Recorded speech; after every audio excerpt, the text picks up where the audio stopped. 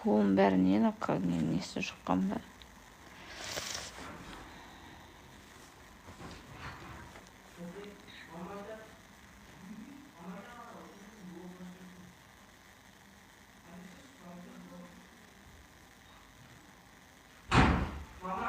Не? 59-86. Анау медитация без слов деп мынадан қосып берші. 59-86. Иә.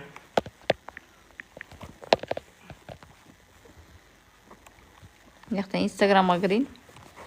Ана жақтан неге кірейін? Тиктокқа кірейін. Бір ағышын қалыпсын, жөндеп сам.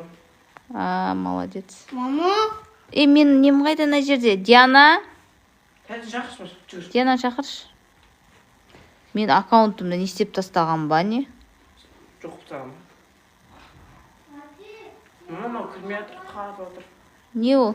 Маған қарсыншы. Батылмай атыр. Қата берсін. Енкі стелініп атыр ғой. Мен нем қайда? Марал Сәулебек инстаграм? Удалить етті сағансың ба не? Мен прямой эфирдамын. Иә. Нұрсұлтан, ана медитация без слов деген қосып бер. Анау жазулар шықпай атыр, аты қазір де қоса салатын. А? Тұрғысың Қай жақта тұр? Инстаграмыз. Таппай атырмын ғой. Дай маған бір жарты сағат мешать етпеңдер. Мен жарты сағат эфир өткізіп тайын, жарты сағат мен 1 сағатқа созыла ма? Жүрген кезде шайынан да қолым тық-тық деп. Шарсе қылмайды. Ой, лайктар кетіп жатыр ғой. Лайктар кетіп жатыр ғой. 58.500 болыппын. Неде? Диана қосып берші медитация без слов дегенді. Нұрсұлтанға жіберіп алайын, сұрақтарды іздеу керек. Ма? Сабақ. Ал қалайсыздар, қайырлы кеш, қалдарыңыз қалай? Жанар поставила лайк дейді. Ой, Жанар, рахмет. Рахмет, лайктарыңызға рахмет. Жанар лайк басып атыр дейді. Жанар, рахмет. Гүл Фариза дейді, лайк қойыпты дейді. Рахмет, Гүл Фариза. Гүл Фариза тағы да лайк басыпты, рахмет.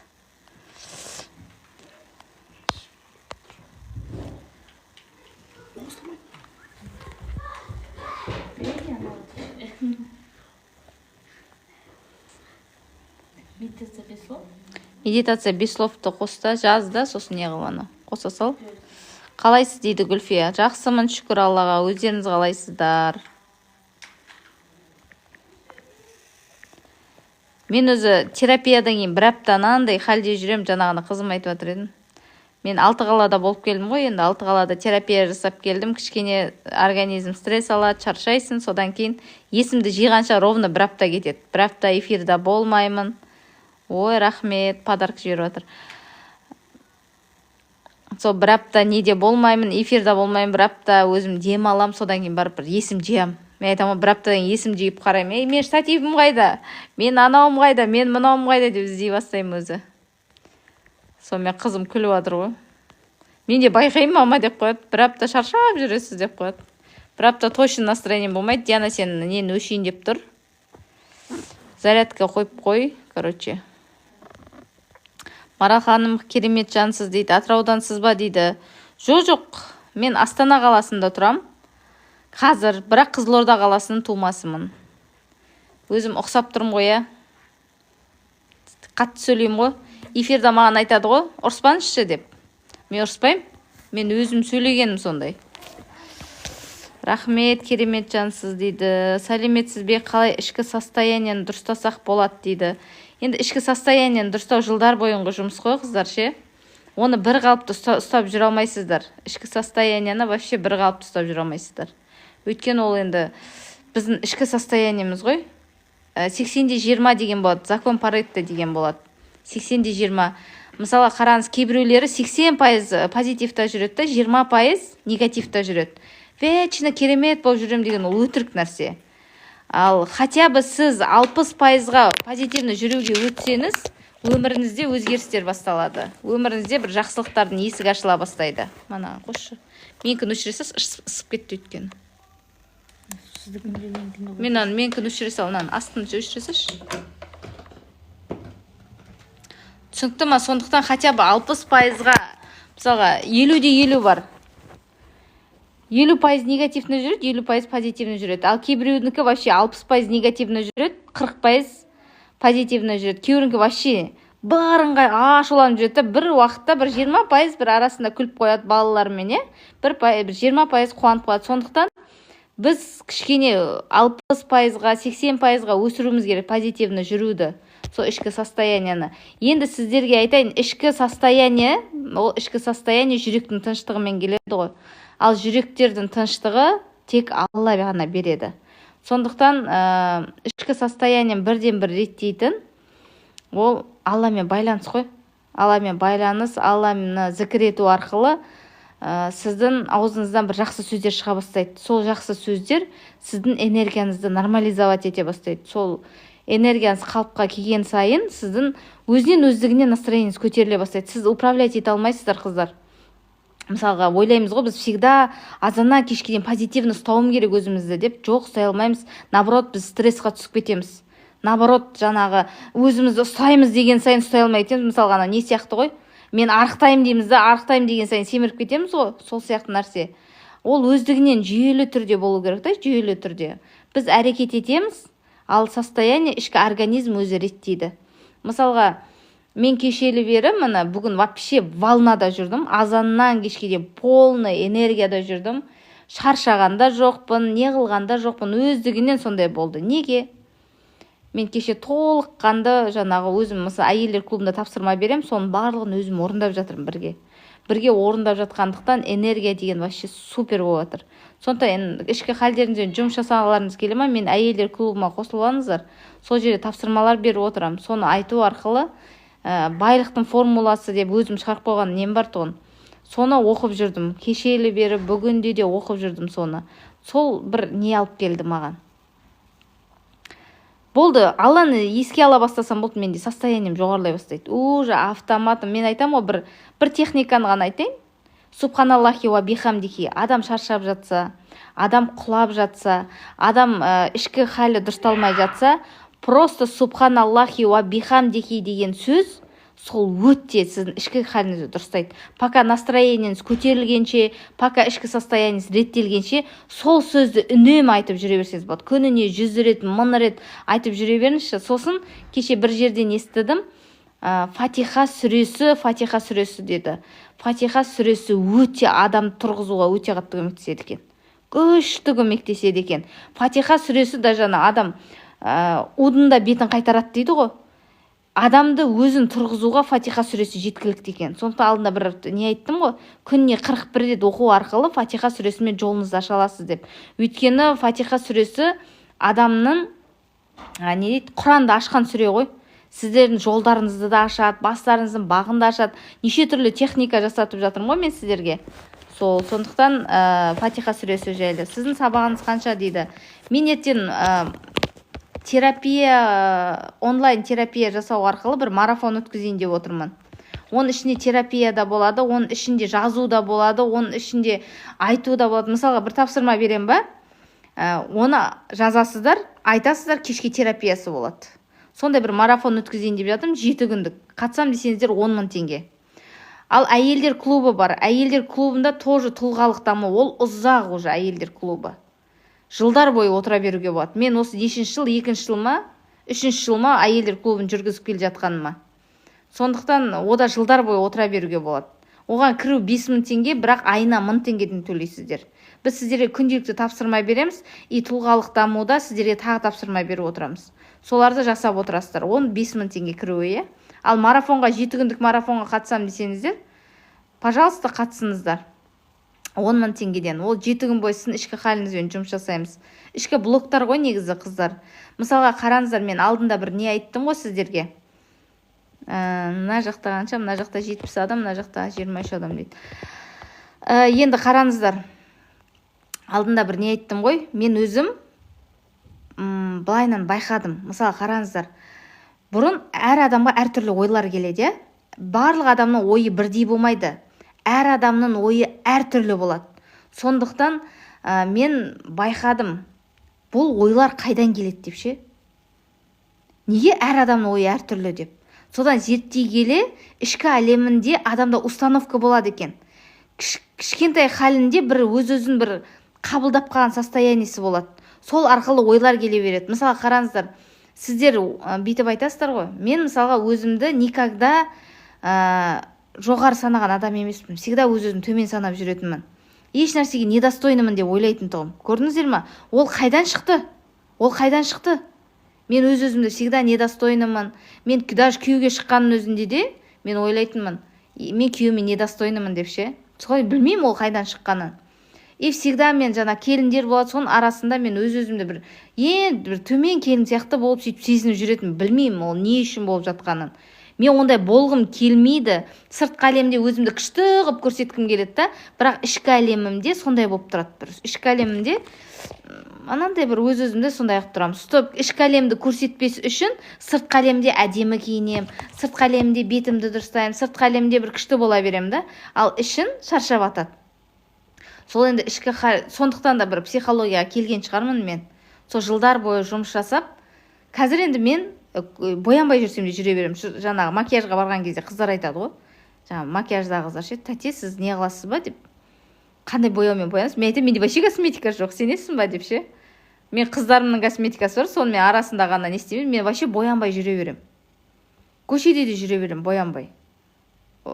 Тек терапиялар барған кезде енді, чтоб солидарность ұстау үшін, кішкене енді ақша төлеп келген үшін, түрімді дұрыстау үшін ғана былайынан не істемесем енді барып енді әр адамның психологиясы әртүрлі, қабылдауы әртүрлі. Сондықтан не істемесем, а так вообще даже менде косметика да жоқ, тек уходовый косметика бар, болды.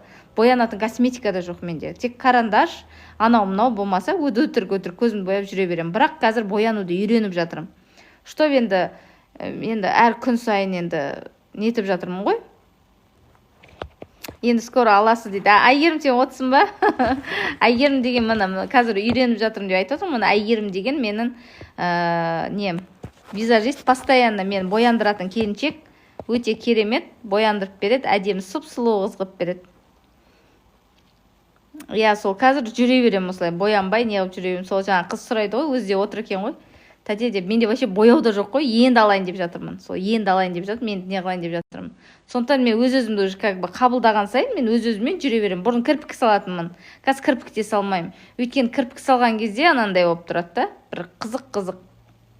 Вообще андай.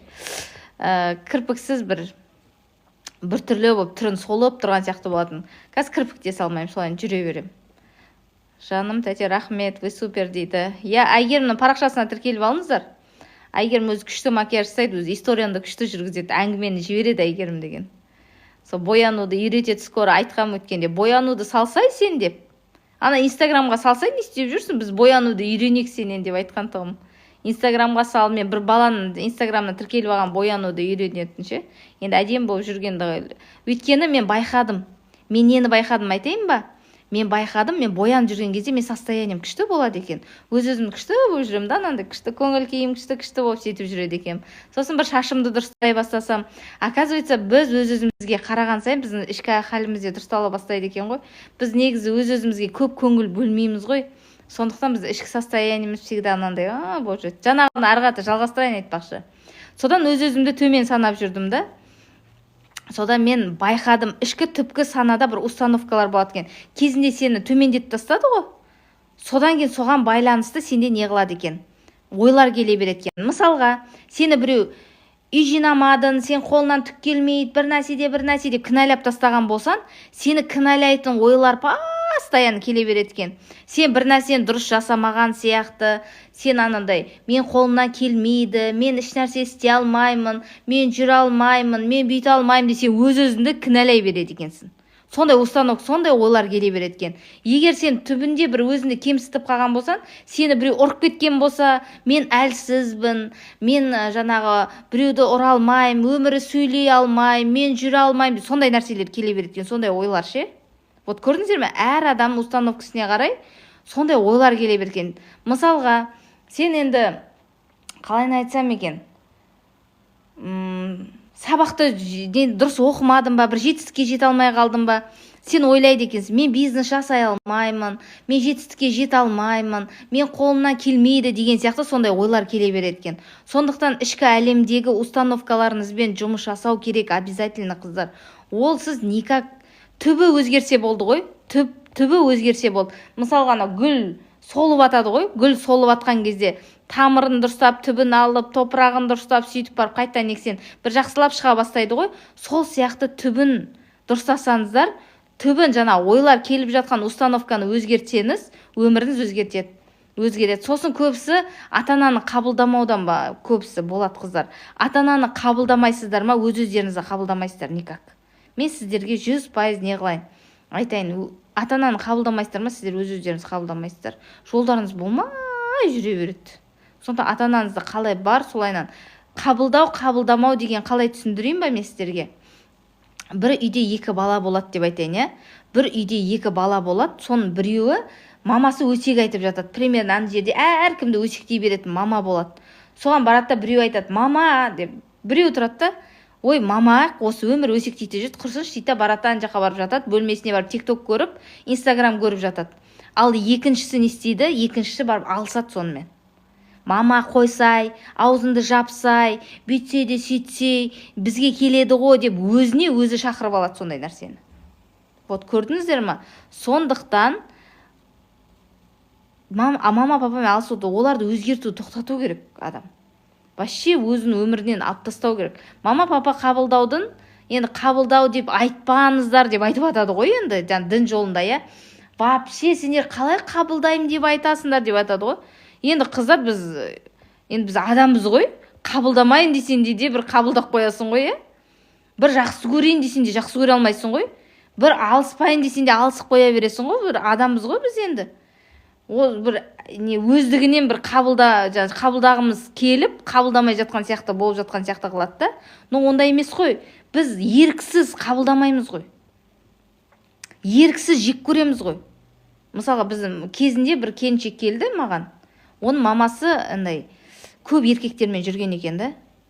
Сондықтан мамасын қабылдай алмайды екен. Қалайынан қабылдаймын десе де қабылдай алмайды екен. Мамасы ұнатпайды екен. Жаңағы мамасымен алса береткенше есіне түсіп кете береткен да. Әр еркекпен енді ойланшы, Құдай сақтасын, астағфирулла. Маман сондай болса енді Құдай сақтасын ғой енді. Сондықтан соның өзін кешірді ғой. Соның өзін кешіре алмай, бір нәрсе жібермейді, алысып атырым терапияда. Бізде терапияда біз бессознательно босатамыз ғой. Біз теломен жұмыс жасап, тело босатып атқанын көріп отырамыз да. Уже тело босатты ма бітті. Уже автоматом шыға береді. Кейбіреулер босата алмайды. Қиналып атыр, шықпай атыр, неге шықпай атыр десем, оказывается, мамама ұқсап кетем деп қорқып тұр екен ғой. Мамасын кешірмей тұрғанын түбінде, мамама ұқсап кетем деп қорқып тұр екен. Сондықтан мамасын кешіре алмай тұр да. А вот сол кезде мамасын кешірді, содан кейін мамасын босатып жіберді автоматом ше. Мамасын сразу андай босатып жіберді. Өзінің тағдырын қолына алды да мамасының тағдырын босатты ғой. Біз мамамызға ұқсамаймыз ғой вообще. Біз мамамыздың тағдыры бөлек, біздің тағдыр бөлек. Просто мен ұқсап кетем деп қорыққан кезде біз шынымен ұқсап кетеміз. Сондықтан біз әр адам тағдырын босатуымыз керек өз-өзімізден. Онымен алысуды тоқтатқан кезде сен өмірінде бір жақсылықтардың көзі ашылады. Сондықтан алдағы уақытта мен енді терапияға қатыса алмаймын деп жатқан қыздар болса, осы жаңағы онлайн қатысып өз-өздеріңізбен жұмыс жасаңыздар болады 7 күндік. Содан кейін Women's Club'қа қосылып алыңыздар, вообще бомба боласыздар. Вау деп. Даже екеуіне қосылып алсаңыздар да вообще күшті болады. Солай қыздар, ал кеттік, медитация жасаймыз ба? Босатқаныңызды тело өздігінен босатады. Сіз сезінесіз просто. Сезінесіз. Андай бір жеңілдік пайда болады. Мысалға мен өзімнен айтайын, мен мысалға кезінде терапияларға бардым ғой. Мен осы неге жетістікке жеттім деп ойлаймын ғой. Енді жетістік деп енді қазіргі халімді жетістік деп айтып отырмын ғой енді өзімнің. Қазіргі жетістігім менде неге болды деп ойлаймын. Қазір анализ жасаймын ғой. Ойласам, мен просто қатысады екемді без ожидания. Любой нәрсені істей береді екем. Медитация жата қаламда медитация жасаймын. Барамда арманды жаза салам. Барамда жаңа тренировка жасай салам. Барамда аффирмация айта салам. Барамда бір нәрселерді істей салам. Мен аржаны күтпейді екем. Мен аффирмация айтсам өзгерем, мен бүйтсем анау шығарады, мен наны жаңа терапияға барсам шығарам, сосын өзгерем, сосын бірнеке болады деп вообще күтпейді екем. Терапияға барам ба, барам, істеймін, кет қалам. Болды, без ожидания жасай береді екем. Сондықтан мен осындай жақсылыққа шыққан екенмін. соны ойлаймын қазір. Мен үздіксіз өзіме жұмыс жасаған қызбын ғой, келіншекпін ғой. Мен күнде, қыздар, күнде медитация жасайтын тұғым. Күнне 1 рет емес 3 рет жасаймын. 3 рет YouTube, Instagram, кім бар, сабағы бар ма, шыға, істей берем. Аффирмация күнде жаза берем, ана жақта 10 ба 20 ма блокнотым жатыр. Арман жаза берем. Идеалды өмірімді жаза берем. Мен Марал Сәулебек, номер 1 коуч, мотиватор, трансформатор, деп жаза бергенмін ғой. Бессознательно, қыздар, мен әдейі істеген жоқпын ғой. Мен сондай болайын деп бессознательно ішімнен не шықты соны жаза бергенмін ғой. Сенесіздер ма? Жаза бергем. Мен Астана қаласында кең жарық баспанада тұрып жатырмын. Есіл ауданында, осы неше түрлі нәрсе, Есіл ауданында болмаса да, бірақ Астанада тұрып жатырмын ғой. Балаларым Астана қаласында мектепте жақсы білім алып жатыр. Неше түрлі нәрселер жазғанмын ғой. Сол енді соның барлығын істеу арқылы мен мысалы терапияларға бардым. Ең соңғы терапия мысалға миллионға жуық болды ғой. Я миллион теңгедей кетті сол терапияға барған кезде, мына ПФР терапиясына толықнан жаңағы бір жеңілдік пайда болды. Мен өмірімде көптеген трансформация болды. Ішкі әлемде мен маска киіп жүргенімді түсіндім өз-өзімнен ше. Біз мына терапияға келген адамдар түсінеді. Өз-өзіне или самооценкасы көтеріледі, или өзінің дұрыс емес жағын түсініп кетеді. Мысалға өз-өзін төмендетіп жүрсе, өзінің ішкі әлеміне күш пайда болады. Айқайлайды, шыңғырады. Вау, менде осыншалықты күш бар ма деген сияқты өзінің самооценкасы көтеріліп, прям сөйтіп кетеді да. Ал менде мысалға терапияда мен өзім маска киіп жүргенімді, әркімге жағыну үшін жүргенімді көрдім. Сол кезде түсіндім да барып. Жек көркеттім өз-өзімді ше. До того мысалға, даже Инстаграмды жүргізіп жүрдім сол кездің өзінде ше. Инстаграм жүргізіп жүрген кезде мені бәрі мақтасын деп, мақтау үшін бір андай. Ой, Марал күшті десе соған бір керемет жаңағы бәрін жасайды екенмін да. Соны түсініп қалдым. Маска дейді ғой, оны маска. Сол маска киіп жүргенім түсініп қалдым. Йо-майо деп бәріне жалпақтай берем. Үйге қонақ келсе, жүгіріп тамағын істеп берем, ананы істеп берем. Стоп, маған ой, Марал күшті деген бір ат керек болған. Сол үшін істегенмін. Шынайы Алла разылығы үшін емес. Мен оны білген жоқпын ғой. А вот терапияға барған кезде білдім. Мен түсіндім. Менде қандай блоктар. Сол маска тұрғандықтан мен істемегенмін. Шынайылық болмағандықтан мен көтерілмегенмін. Мен Инстаграмым жүрмей қойды ғой, қыздар. Неше жыл бойы жүрмей қойды ғой, бір көтерілейін десем де көтерілмей, бір нәрсе жібермейді. Инстаграм, жаңа терапияға барған кезде сол кезде мен түсіндім. Ох деп, маска киіп алғансың ғой, сен қақтан жүреді, өтірік істеп жүрсің ғой барлығы. Деп, мына жағым быт-шыт болып жатыр, ана жақта өтірік күліп жүрсің. Не үшін үйге барасың, балаларына ұрсасың, айқайлайсың, шыңғырасың, сыртқа барғанда өтірік келесің, деп. Мен сіздерге маска деген тақырыпта да бір Инстаграм жүргіздім ғой, прямой эфир. Маска киетін. Мысалға біз маска киеміз деп айттым ғой. Неге барып маска киеміз? Подружкаларымызбен барған кезде басқа маска киеміз. Үйге келген кезде тәрбиелі ана ретінде маска киеміз. Сыртқа достарымызға барғанда басқаша боламыз. Мысалы, президенттің алдына барғанда қандай боламыз? Вау, президенттің алдында тұрсаң қандай боласың? Ой, бір күшті, өз-өзіңді күшті көрсететіндей сондай боласың, Әр жерде әртүрлі маска киеміз. Енді қараңыздар дедім, соны дұрыстау үшін не істеу керек? Мысалға, сен балаларыңмен адамдардың арасында қалай сөйлесесің? Мысалға, сен үйіне қонақ келіп отыр деп ойлайық. Сен не дейсің қонақтардың алдында? Балам, анеқа баршы жаным дейсің ғой, дұрыс па? Анеқа бар отыра тұршы көкем деп айтасың, Ал кеткеннен кейін не істейсің сен? Ұрсасың оларға. Не бағана қанымды ішіп деп, Енді қараңыздар. Енді сіз сол масканы үйде пайдаланасыз. Қонақ жоқ кезде арасында пайдаланасыз балаларыңызға. Сөйтіп сөйлеп үйренесіз. Қонақ бар кезде қалай сөйлейсіз? Күнделікті солай балаларыңызға сөйлеп үйренесіз. Вот, көрдіңіздер ма? Сол кезде сіз дейсіз, балансқа түсе бастайсыз. Мысалы, қонақтардың көзінше әдемі көрінгіңіз келіп тұр ғой, маска киіп тұрсыз ғой. Примерно айтып жатырмын. Барлықтарыңызды ондай деп жатқан жоқпын. Қыздар, өз-өздеріңізге көп алмаңыздар. Араларыңызда бар сондай адамдар. Сондықтан адамдар кеткен кезде де сіз солай сөйлеп үйреніңіз, жай-жайлап. Бірыңғай сондай болып кетпесе де, балаларыңызға уважениемен сөйлеп үйреніңіз. Дәл сол сияқты әдемі киініп жүресіз ғой сыртқа барған кезде, күшті киініп шығасыздар. Солайынан үйде де киініп үйреніңіздер, жай-жайлап киініп көріңіздер солай-солай. Түсінікті ма, қыздар? Вот, сондай-сондай амалдар сізді нарыққа шығарады. Тағы да не айтайын? Сыртқа қалай күтінесіздер, үйіңізде де солай күтініңіздер. Солай сөйтіп кішкене сондай не қыласыз. Мысалы, сыртқа шыққанда қалай сөйлейсіз, үйіңізде де солай сөйлей үйреніңіз. Қонақтар келгенде қандай дастархан дайындайсыз, үйіңізде де сондай дастархан дайындап үйреніңіз. Сондықтан солай не қыласыздар. Өз-өздеріңізбен жұмыс жасайсыздар, қыздар.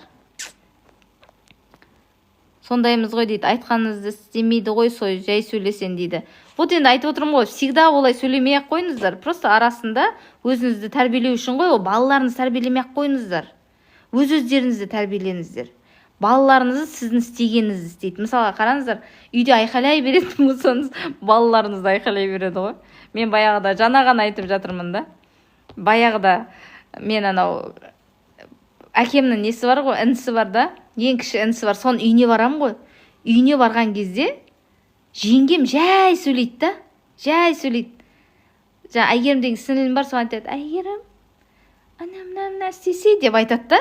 Әйгерім барады да, соның жаңағы шайын несін бәрін дайындап істейді. Не айтты деймін, құлағым естімейді. Не айтты деймін да, дым естімейді ғой құлағым. Содан нелер кетеді. Атнет жаңағы үйге барамыз ғой. Біздің үйде қандай? Ойбай ғой, үйде деген. Әй, бергел, әй, әкел, әй, бірдеңке деген сөздер ғой. Сондайға әбде үйренгенсің. Мен үйім қазір сондай. Мысалы, мен үйім қатты шумный. Мен енді көп балалы анамын ғой. Үй, гө, әрі тұр, бері тұр. Гүр етіп жүгіріп кетеді. Ана гүр етіп жүгіріп келеді. Шум болып атады. Біз содан ләззат аламыз. Мен мысалға күйеуім де сондай, енем де сондай мен. Мысалы, Қызылордаға барсам, үйде жүгіріп, шулап жүрма, мен енем мәз болып отырады. Мен де содан мәз болып отырам сол. Біреуіне тыныш па, біз ішіміз пысып кетеді. Біздің ішіміз пысып кетеді одан. Біз сондай шумға үйренгенбіз ғой. Сол сияқты біз өзімізді тәрбиелеуіміз керек. Жаңағыдай мен тыныш болып, ұқыпты болуым үшін, мен жаңағыдай өзім ұқыпты болып, өзім тыныш жай сөйлеп үйренуім керек та. Ал мен қақтан дұрс гүрс билеп атам үйде, дын, музыка танмен қосылып тұрады. Билеп, үй жинап жүреміз, тамақ істеп жүреміз. Балалар гүр жүгіріп, гүр шығып, жүгіріп жүреді мысалға. Біз өз шумный отбасымыз сондай, шумный ше. Сондықтан адам өз-өзін тәрбиелеу керек. Мен өзім сондай ұнайды. Мен енем де сондай, мен күйеуім де сондай. Анау бүйтті, мынау сөйтті десе, ол тырқылдап күліп атады. Бізге қызық ол. Мынау кішкентай балам вообще сөйлей береді. Сол соны сөйлегеніне қарап не қыламыз. Кейде жапшы аузыңды дейміз жаңағы сөйлей бергеннен ше. Сондай. Сондықтан өз-өзімізді тәрбиелеуіміз керек. Балалар бізге қарап тәрбиелене береді. Қазір Атыраудасыз ба дейді? Жоқ. Өткенде бардым ғой Атырауға. Атырауға 3 күн жолда болдым. Өткен аптада пятница, суббота, воскресенье Атырау, Ақтөбе, Орал қаласында болдым. 3 қалада болдым. 3 қалада тренинг терапиямды өткіздім. Сосын сол видеоларды салып қойғам ғой. Қазір мен үйдемін, Астанадамын. Өзім үйімдемін ғой. Сол қыздар қой бастайын енді сіздерге. Мына қыздар енді біз әр нәрсені ойлай береміз қыздар. Идеальный болғымыз келе береді. Идеальный уақытқа келеміз. Шаршамаңыздар. Өз-өздеріңізге уақыт беріңіздер кішкене. Өз-өздеріңізді программировать етіңіздер. Күнделікті өзіңіз қандай болғыңыз келеді, сондай жазыңыз. Мен қазір сондай жазып жатырмын. Қараңыздар. 2 камераны ұстап отырмын. Енді қарасам, шамал блогеріміз ғой, енді шамал танылып қалдық, адамға танылып қалдық. Бағана ғана штативім қайда деймін ғой. Өткенде жолдан келген кезде бір штативім жоқ. Қайқа кетіп қалған білмеймін. Балалар білмеймін, бір жерге алып шығып, жоғалтып жердім ма, енді сондай бала болғаннан болып тұрады ғой. Енді бір апта болды ғой, мен жолдан келгеніме. Демалып, енді айтам, бір аптадан кейін өзі есім жиып атам, терапиялардан кейін, терапиялар ауыр ғой, бәрібір. Негативный энергия, шаршайсың, қаншама жол жүрдің, стресс деген сияқты. Бәрібір шаршайсың, бір апта демалам. Бір аптадан кейін есім жия бастаймын. Нелерімді не істеймін? Штативім қайда, анауым қайда, микрофоным қайда деген сияқты нәрселер іздей бастаймын да. Сөйтсем, тағы штативім таппай жатырмын ғой сол. Енді 2 камераны өз қолыммен ұстап отырмын. Енді қараңыздар қыздар. Мына жерде мынандай нәрсе жазып жатырмын. Қараңыздар, күнде жазам, бір ай бойы жазам соны. Мені қараңыздар. Мен таңертең оянғанда Аллаға шүкір етіп ояндым деп өткенде жаздым ғой. Иә? Счетыма қарасам 1 миллиард теңге түсіп тұр екен. Аллаға шүкір етіп лимонмен су ішуге кухняға бардым. Өте сергек халде тұрып жүрмін. Көңіл күйім жақсы, күш қуатым артып тұр. Өзімді керемет сезініп жүрмін. Мен күнде тұрақты түрде 2 литр су ішемін. Өзіме 2 сағат уақыт арнаймын. Таңғы жүріс жүремін. Жазып жатырмын, қыздар, просто жазамын. Көрдіңіздер ма? Мен жазып қойғанмын. Вот көрдіңіздер ма? Өзімді программировать етіп жатырмын. Көрдіңіздер ма? Өзімді программалаймын осылайынан. Мен күнде Бодықова анамен ажырасып кетіпті ғой. Тұрсынбек мынамен ажырасып кетті ғой деп айта берсем, мен өзім программалап жатырмын да. Я ондай көруге болады, көре беріңіз, ештеңке болмайды, нормально это. Бірақ бір мезгіл өзіңізге уақыт арнаңыздар. Мынандай. Енді қараңыздар. Мен жаттығуды тұрақты түрде жасаймын. Жаттығуды тұрақты түрде жасаймын, және билегенді жақсы көремін. Жүруге уақыт табамын. Күнде жеткілікті 8-9 сағат ұйықтаймын. Ұйқымды қалыпқа келтіріп келемін. Дұрыс тамақтанамын. Киімдерім ұқыпты, үтіктеулі, ілулі деген сияқты жазып жатырмын. Көрдіңіздер ма? Берілген тапсырмаларды үнемі орындаймын. Үздіксіз тұрақты түрде орындаймын. Намазымды уақытылы орындап жүрмін. Өз аураммен жақсы жұмыс жасаймын. Мен айына 1 миллиард теңге табыс табамын. Вот көрдіңіздер ма?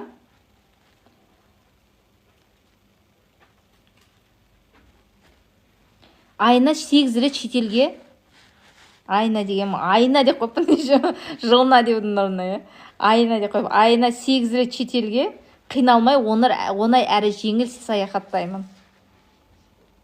Мен сумкаларым, духиларым, аяқ киімдерім өте ұқыпты тұрады. Өзінің реттілігімен полкаларында тұрады деп жазып қойыппын.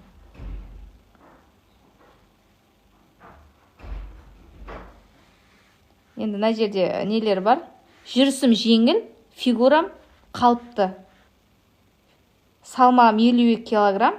Мені барлық арғата айтпай қояйын, енді ол жеке, иә? Мені барлық бірден келеді. Менің достарым танымал деген сияқты арғата жаза бергенмін. Вот көрдіңіздер ма?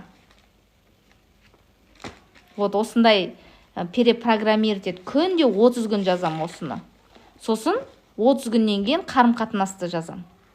Мен күйеуіммен қарым-қатынасым, енеммен қарым-қатынасым қандай, соны тағы 1 ай жазам. Осылай кете береді. Мен постоянно миыммен жұмыс жасаймын, қыздар. Түсінікті ма? Сосын азанда және кешке нетіп ұйықтаймын, Аллаға рахмет айтып ұйықтаймын. Түсінікті ма? Мен де ашуланам, қыздар, мен де балаларға ұрсамын. Айтып отырмын ғой. Бізде ішкі хал деген дүние бар, иә? Ол ішкі халді негізі біздің хал деп айтпайды, негізі ше. Ішкі халді біз басқара алмаймыз негізі. Біз тек әрекет етеміз, ол ішкі хал өздігінен дұрысталады.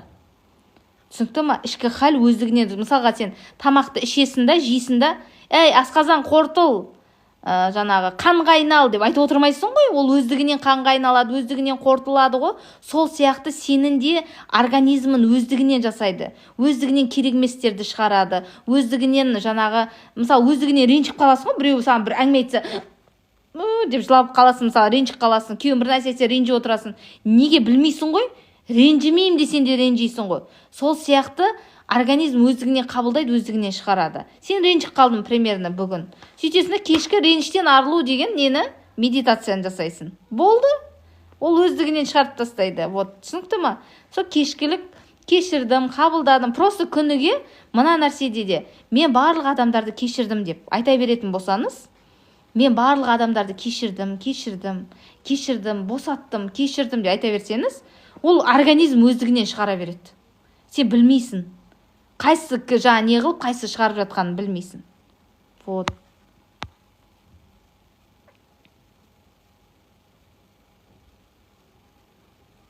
Енді жаңағы жазуға еніп кетем. Енді бұған осознанный керек, қыздар, осознанность келу керек. Өйткені шынымен сіз не қылғыңыз келе ма? Өзгергіңіз келе ма? Жасау керек енді. Ал уже неткіңіз келмей тұрма, значит сіздің организміңіз әлі дайын емес. Кішкене әлі жазуға дайын емессіз да, сондықтан тыңдау арқылы жасасаңыз болады. Тек медитациялар жасай беріңіз. Жаңағы бұрын мен сөйтетін, бірыңғай медитация жасай беретін. Медитация, анау мынау дегендерше. Мен эфирді сақтап қоям, сосын сіздерге жаңағы бөліп салып қоям, содан қарап жасай беріңіздер. Болмаса, мені неме тіркеліп алыңыздар Women's Club'қа 5000 теңгеден. Сол жерде мен сіздерге күнделікті тапсырма беремін, соны орындап отырасыздар.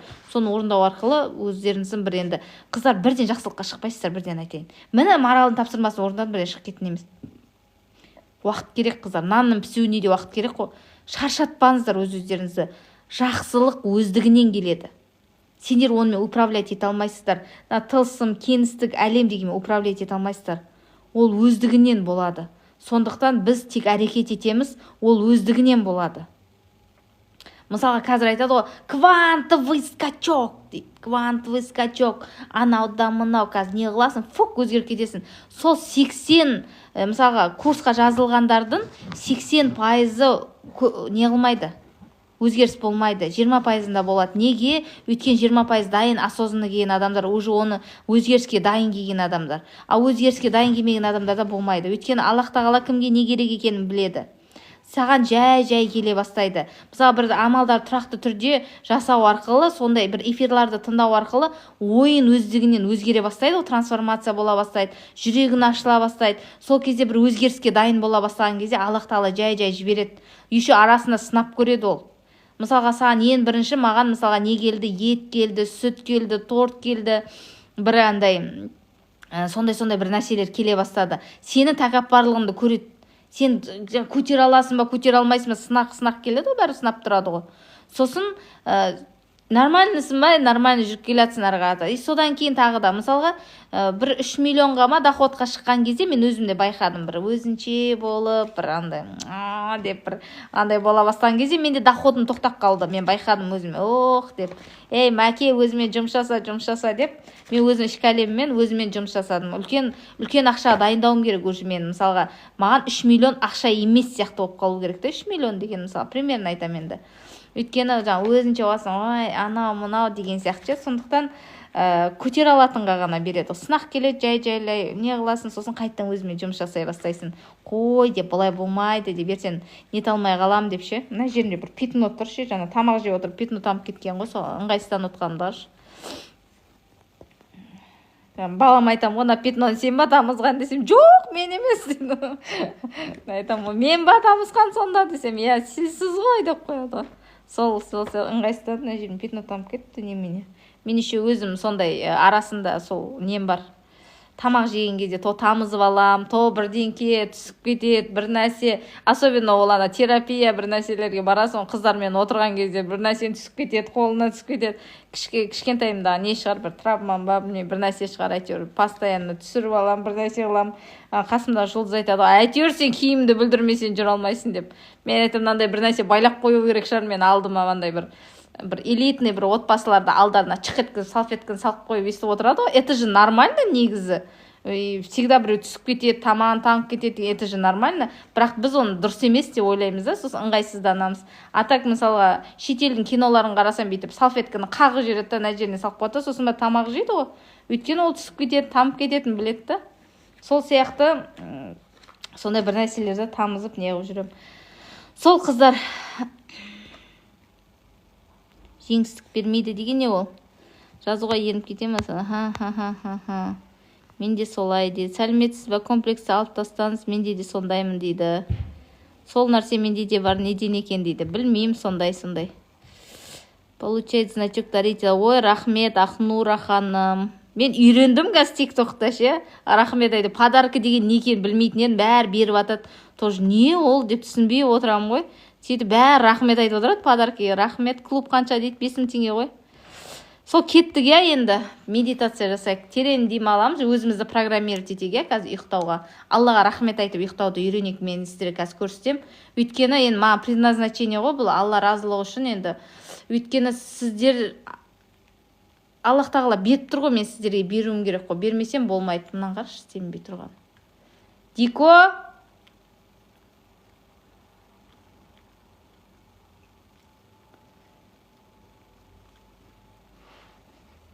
Диана.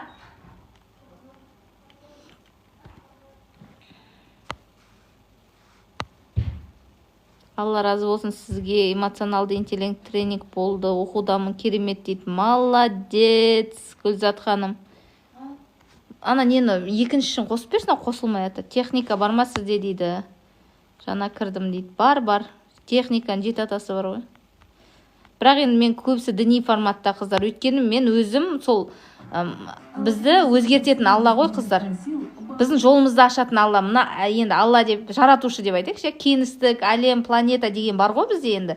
Бір күш бар, бір құдірет бар екен, барлығы біледі, Бізді жаратқан құдірет бар. Мына әлем, планета бәрін жаратқан сол.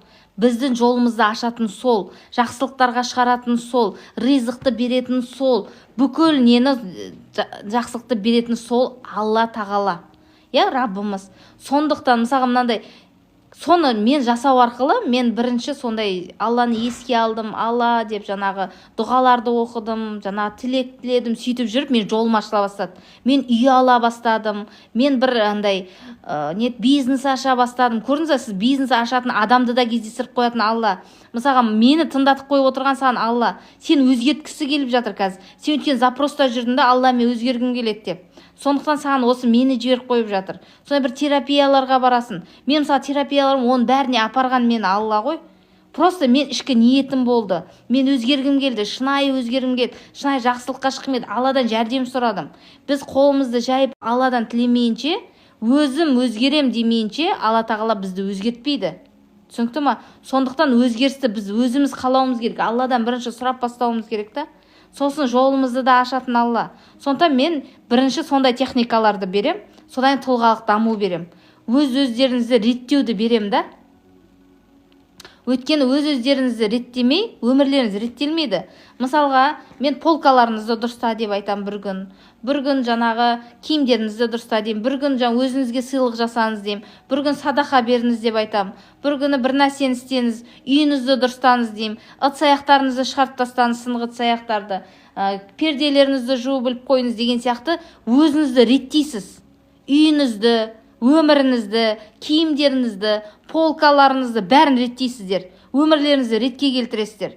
Өйткені сіз өз-өздеріңізді реттемейінше өмірлеріңіз реттелмейді. Шашыңызды ретке келтіресіз, қасыңызды ретке келтіресіз, бетіңізге крем жағып үйренесіз, киімдеріңізді ретке келтіресіз, бір блокноттарыңызды алып жүйелі түрде жаза бастайсыз. Сол сияқты сондай реттелу арқылы сіздің өмір мелочь қой былайша. Айтам, бүгін лимонмен шай жасап іш, ертең бірдеңкені жасап іш. Сондай істеу арқылы сіздің өміріңіз реттеледі. Бұл кішкентай мелочьтан өмірге үлкен әсері бар. Сондықтан қыздар, работать будем над собой. Күйеуімізді дұрыстамаймыз, біреумен алыспаймыз, өзімізбен алысамыз. Әдемі киініп үйренеміз, өзімізге жылы сөз айтып үйренеміз.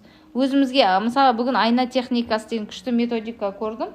Соны енді өзім қолданам, содан кейін сіздерге жасайтын боламын. Ал кеттік ал. Терең демаламыз, әдемілеп жатып алыңыздар. Қайырлы кеш, Марал ханым, қалайсыз? Мен Оралданмын дейді. Алтын шаш дейді. Саламатсыз ба, Алтын шаш ханым, қалыңыз қалай? Міне неге даусын ашып беріп кетпеді? Мына пульт дұрыс істемей тұр ма, неге бүйтіп тұр? Дикош, кім бар мына жерде? Кешна дейді, даусын аша аласың ба? Терең демаламыз, шығарамыз. Давайте, даусын ашсашы сол жерден. Давай, тағы да қаттырақ аш. Аха, болды. Давай, терең дем аламыз, шығарамыз. Даусымыз естіліп тұр ма? Даусым естіліп тұр ма? Кішкене даусым бас, кішкене ғана. Қалың қала есіне сәттілік дейді. Болды ал. Терең дем аламыз, шығарамыз. Жатып алыңыздар. Күнде жататын кезде тыңдаңыздар осы сөзін. Ертең азаннан бастап таңғы техника өтем. Таңғы техника жасаймыз, өзімізді программировать етеміз. Терең дем аламыз, шығарамыз. Тағы да терең дем аламыз, шығарамыз. Я Раббым Алла, бүгін мен өте керемет халде жүрдім. Күш қуатым артып, энергиям толып, күн ұзағы керемет халде жүрдім. Көптеген істі бітірдім.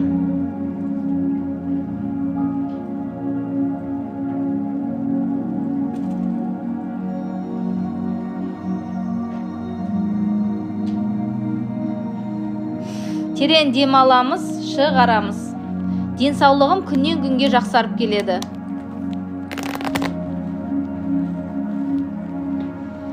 Жеңіл жүріп келемін.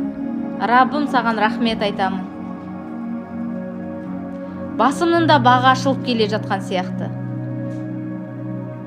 Жүзім нұрланып, денсаулығым жақсарып, жолым да ашылып келе жатқан сияқты.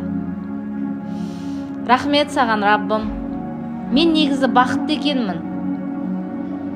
Мен шынымен бақытты екенмін, Аллах тағалам. Менің басымның бағы бар екен.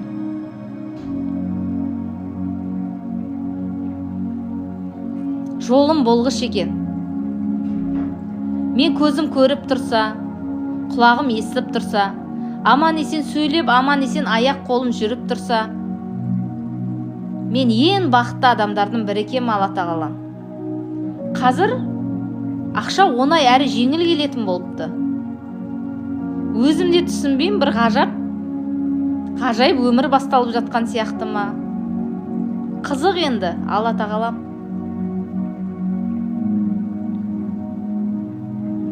Әрбір дем алған сайын жеңіл дем алам. Қуанып жүрем. Көзім жақсылықты көретін болыпты. Мен бақыттымын, Алла тағалам. Мен шынымен бақыттымын. Терең дем аламыз, шығарамыз. Бүгін шынайы разылығымды айтып, ұйықтағым келіп жатыр.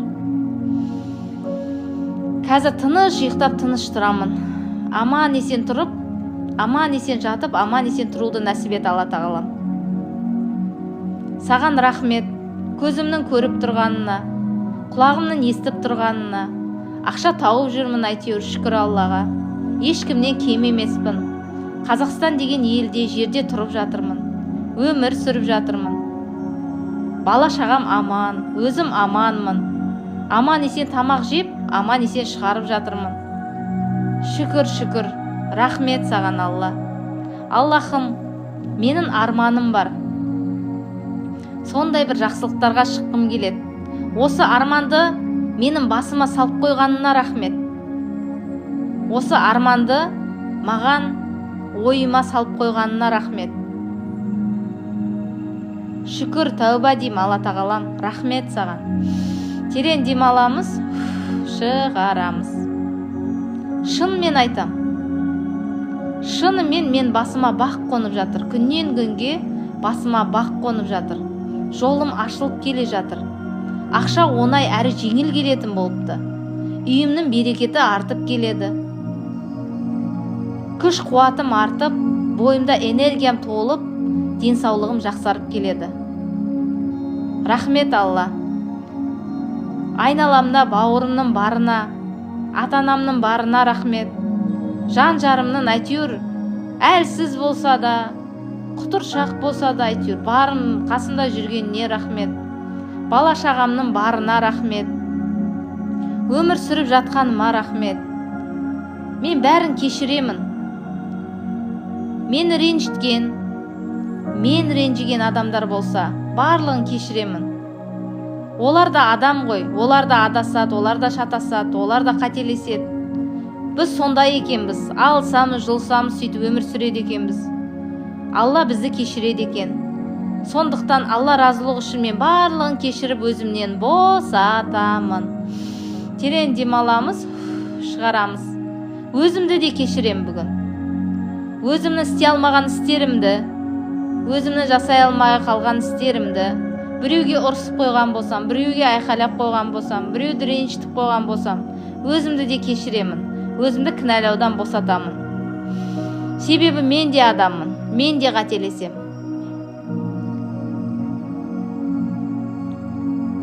Мен де қателесем, мен де пендемін. Бүгін мен өзімді кінәлауды тоқтатамын.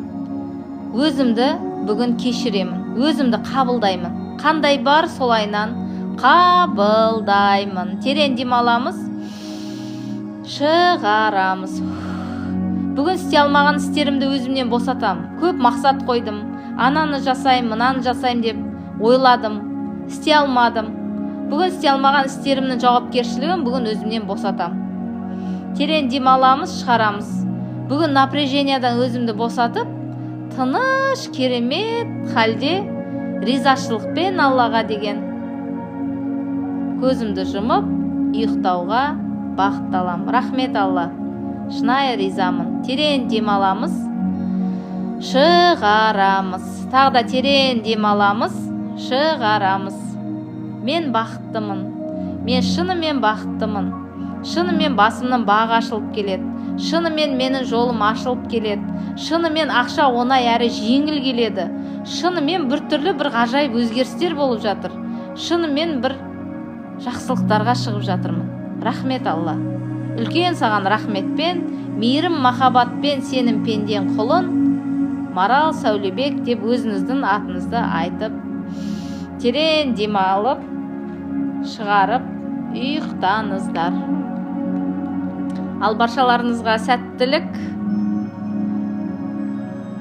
Алла түн тыныштығын берсін. Бастарыңызға бақ қонсын. Шынымен сіздер бақыттысыздар. Мен сіздерді жақсы көрем. Осылай өз-өздеріңізді программировать етіңіздер. Миларыңыз сенбейінше өмірлеріңізде өзгеріс пайда болмайды. Сондықтан өзімізді сендіреміз. Ал сау саламатта болыңыздар. Алла қаласа менің марафоным басталады, қыздар. Терапияға толы марафон.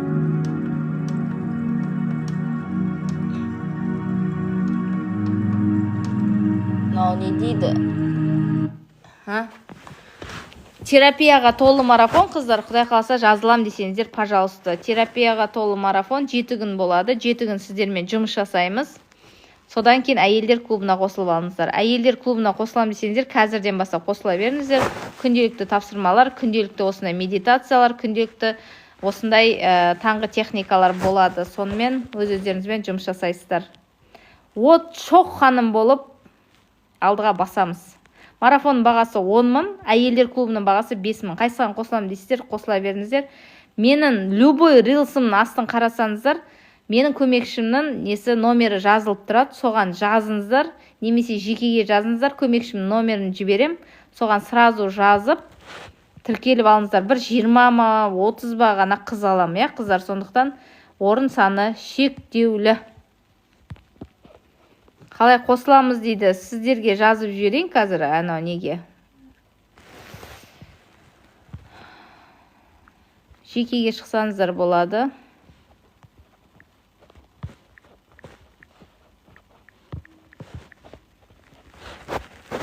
Жақсы, сау саламатта болыңыз, баршаларыңызға сәттілік.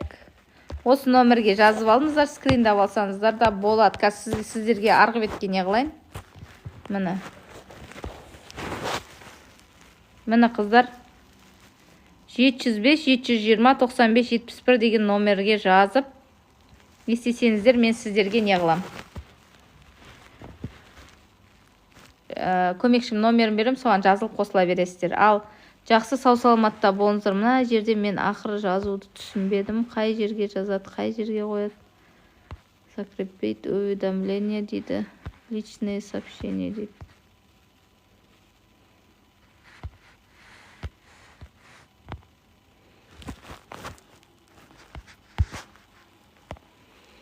Ал жақсы қыздар, давайте мен эфирді өшірем.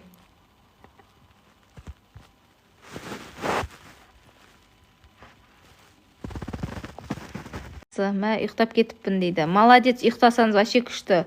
Неңіз жақсы қабылдайды, ішкі әлеміңіз.